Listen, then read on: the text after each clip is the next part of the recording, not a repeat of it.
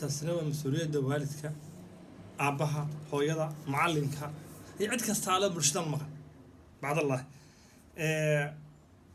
ma raba inaan aad ugu sii dheeraado communitaas dib aan u hadli doonaa insha allahu laakiin khamiista hore markaan meeshaan ka hadlaynay waxaan sheegnay waxyaalaha sababaha qaarkood oo midiyaha keena laisku garaacayo London iyo waxyaalaha dhahna way ka hortagi karaan haddii la sameeyo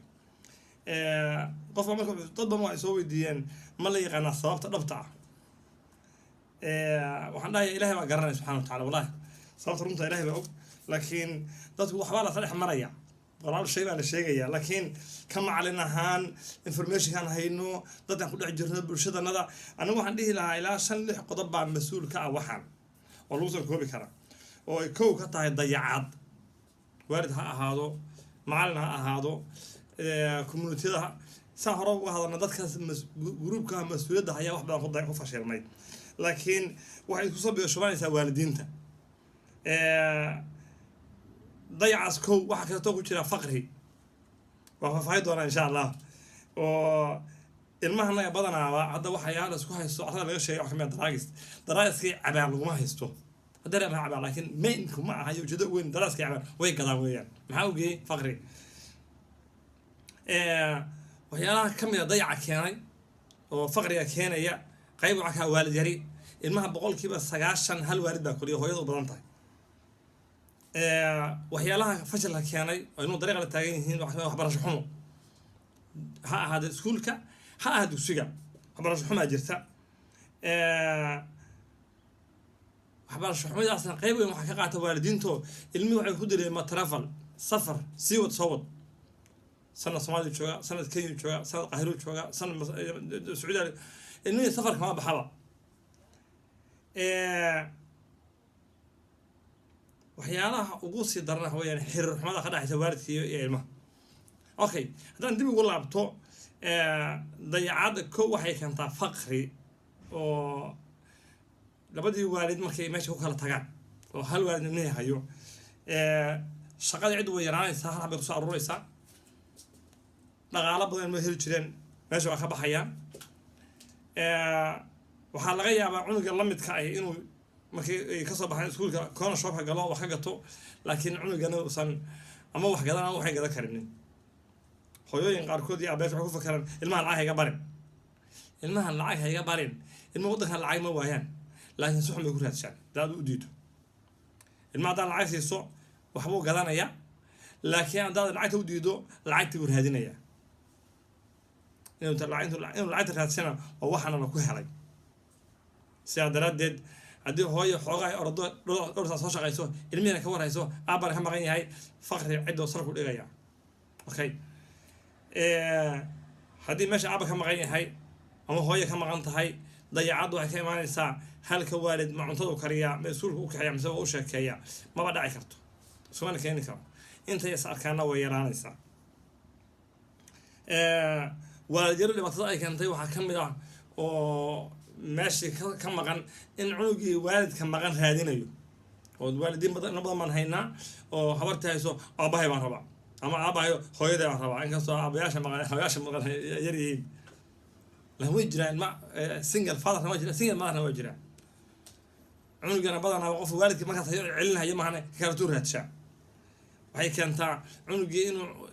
xiriirkooda isku fiicnaanin waxyaalaha qayb ka qaata waxaa ka mid a waxbarasho xumo oo ilmahana waxaa laga yaabaa ilmo badan iskuullaa la geeya iskuullada badankooda UK ma taya badna ilmaha tuushinaa lagu aruurshayo qarash badan looga baxshaa haddii ciddii faqri tahay tuushin kama bixi karaan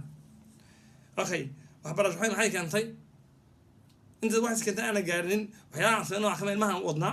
wadan geynaa waa soo celinaa soo 2 sano maqnaayo luqad soo hilmaamay iskuulka lagu celishaa soo u dhex fadhiya madaxa u ruxayo high school iyo xogaa la gaaraa meel dhexeeto waxbarasho ku dhaca dariiqo istaaga ilmaha ku qoslayaan moogta inuu xabara kale oo ogyahay luqadii ma yaqaan waxbarasho waxay keentay iskuulkii inuu humulation app ka qaaday dariiqa inuu istaagay ilmaha ma ku dhacday wala hayaa iskuul kaliya ma aha madarasooyinka anaga uma diyaarsana meelo ku habboon in wax lagu bartaa badankooda maxaa yeelay macalinkaa loo daayaa asna qarashna ma hayo masiinku naftu la harjadayaa meelmuhu waxbaraa ma ayagu wuxuu akriyaa malacag buu usoo raadshaa waalidkuna ma aaminsanaba 90% in qur-aanka lagu baxsho dhowrkan sano u dambaysa masaajid baan furannay ayaa waxaa ku caymana laakiin madaarisana waxay u badan yihiin kuwa guri lagu hayo ama kuwa meelo yarar ciriir maa loo kireeyo qarash badanna laguma baxsho sidaa daraaddeed gogol fiican badan ama haystaan galaasku waa overcrowded waa tiro badan yahay macallimiintu way ku yar yihiin because qarashkii baan jirinin waalidiin fara badan haddii bil lagu yeesho waaba gembiyaanba sida meeqa qarra iga sheegay marka xoogga waxaan saarnaa waana wax kaleeto waxbarashadani muhiimadda ilmaha u leedahay iyo madrasa ilmaha lagu haynaya iyo ma noo qiyaasnaba okay hooyada iyo ilmaha ama aabaha iyo ilmaha badan aabaha ka dhexeeya far iyo farlaab waxaa keentay xiriir xumay keenta marka cunugii marka ama disho ama ku qayliso ama dhibaatada marba canaantaada kulushahay waxba ku sheegamayo inuu waxba ku sheego maxay keentay inuu saaxiibaha hoose samaysto asaga wax walba ugu sheegto saaxiibada inay la ordaan idhahaan anaga waxaa lacag ku hayna kaale marka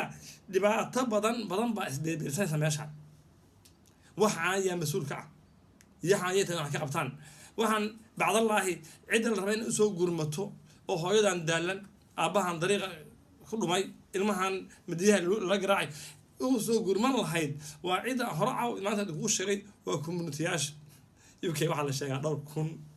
baa xaafadkaas ka diiwaan gashana community-ga laakiin wax active oo shaqeeya waa ku yar yihiin sababta maxay tahay waxa la xogaa lacaga bajedaa la siinaya community-ga waa qaarkood kulligood ma hayaa soo weerarta macallimiintii waa qaarkood lacagtay soo qaadayaan wixii loogu talagalay ku bixi mayaan badanaaba hadhow maxaa sugaysaa xisaab celis waxba ma celinayo meesha xirmaysaa marka xaafadda waxaa ka diiwaan gashan 10 20 30 booso kama banaanaba community Soomaaliyeed walaal community hal haba ma hayna hadaa bal hadda xaafadda ku noolnahay hal haba active shay oo dadka wax qabta ma jiro hadda waxaa la sheegayaa budget lagu bixinayo lacag lagu bixinayo in laga hortago mididan iyo balaayada iscayrsanaysa ilmaha wax lagu qabto meel lagu ciyaarsiya lagu sameeyo hal haba noo soo qaadaya ma jiro maxaa yeelay kulli waa fashilmeen maba la aaminayaba marka community waa ka fashilnay waalidkaan ka fashilnay waxbarashaan ku fashilnay xaggee aadnaa marka waxaan aadaynaa waxay tahay inaan ilaahayna u laabano subxaanahu watacaala oo ilaahay barino toobad keenno ishagaajino isdaba qabanno cid kastaanana dabku xaafaddu ka dhex jira waxaan ka tegay xaasadnimo xooyay xaasadnimaa jirta islaam baa wiilkeeda ku og inuu balaayo ku dhex jiro balaayo galo ama ilaahay indhamaa noo xifdiya uu xiran yahayba hablaha wiilka yaawe jaamacaddu ku jira sanad buu dhameeyey oo cunug ay u tahay inuu badda ku jiro ha u sheeg mid dariskaaga waxaa tirahdaa inaa iska ilaali shaydaan weeye cunuga iska fidnayne dhibkii una isu qaranaynaa marka dhibaatada la isku qaranayo adna meel hogaarsiimayso dariskana way fidnaynaysaa ilmaha intuu yaryar yahay oo wixiisu cusub yihiin haddii wax laga gaaro wax laga qabto xal baa laga gaari karaa laakiin waan ku fiirsanaynaa waaba la isku qaranayaaba war macalinka u sheeg oo haddii adeer u sheeg oo hooyo abti usoo sheeg oo dadka hala fari cunuga hala waaniyo oo hadday xataa ka furso weydo hala dhoofiyo dhaqanciisa la geeyo wadankii wax lagu dhaqaali karo ayaga dhaqaaliis u baahan baba islaam baa darada dhahaysa ilmo yar baan geystay Soomaaliya si loo dhahayay dhaqan celiska luqada ma yaqaano waa sawir bayo inay soo laabteen mardan cilmi ay dhahan marka dadka Soomaaliya jooga ilmaha lagu dhaqan celin lahaa ayaga dhaqan celis u baahan